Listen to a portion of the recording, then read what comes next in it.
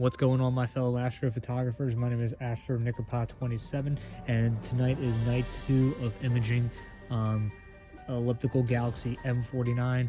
M49 is about 56 million light years away, located in the constellation Virgo.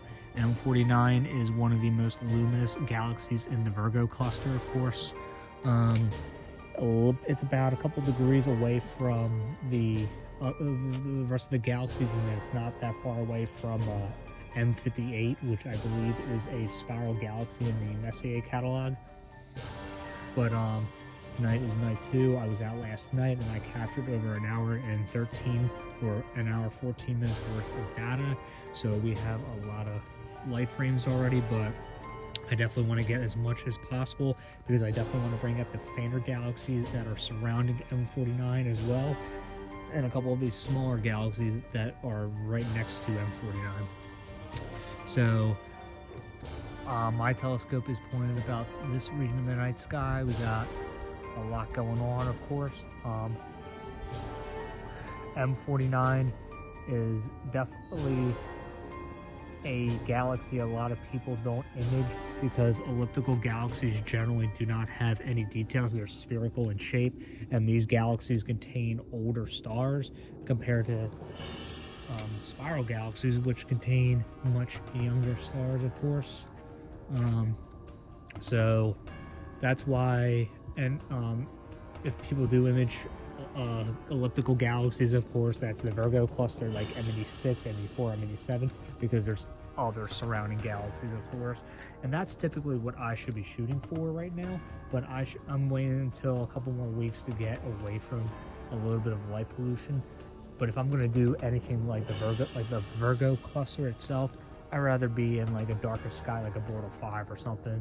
But M49 can easily be picked out in a 30-second exposure, so it's a pretty bright galaxy. If you look at the stellarium map, I believe it's like a magnitude 12 or so. But when I'm using the image, M49 is a William Redcat 51. It's an excellent wide field refractor telescope. You can definitely get really good results, and it's a good beginner setup as well. And then I'm using a Skyguider Pro, which is my equatorial mount. And then on the back of my scope, I'm imaging with a Canon EOS Rebel T7, and I recently just cleaned it over the weekend too, and so far everything's been really good. I've recently just picked up my solar filter as well, so it's a little bit big, but I'm going to try to get it to work. So I'm going to try to do some astrophotography on the sun. I tried doing that today around 4, but it was too cloudy.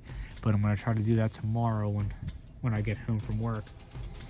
But do apologize, it's been a while for a video because I have a lot going on in my life right now, and I'm trying to get some things straightened out. So it's been a while since I did a video, but I've been doing a lot of YouTube shorts, and I hope you guys like that as well. Also, a lot of people really enjoyed my Black Eye Galaxy video as well. M64 is out right now, but I am not imaging that.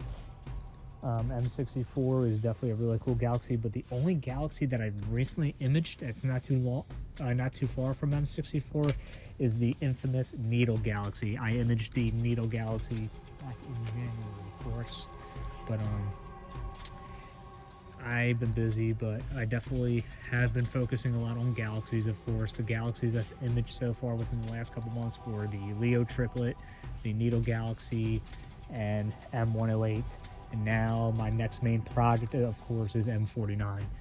But it's definitely getting a little bit warmer outside. I'm not really wearing that many heavy clothes. This winter, at least in the East Coast, has been pretty warm. There's been a couple snowstorms, but nothing too drastic, of course. Right now you're looking at the Little Dipper, and right there's Polaris right there. That's basically what I use to polar align, of course. But besides that annoying street light right there, should be a good night, guys.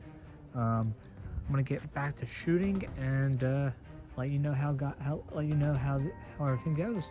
Also, very quickly, I just want to mention there's actually another galaxy that I've also have imaged before in the past, And probably the only galaxy so far I actually have gotten a half decent image on, that's M104, these Sombrero galaxies. So right here we have Corvus right here, and then right above the tree line right here is Spica.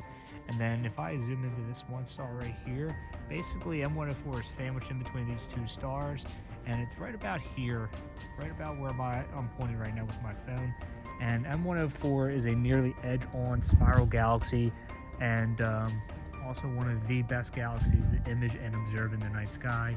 I also did my chemistry project last year. Just wanted to give a shout out to Dr. Genova.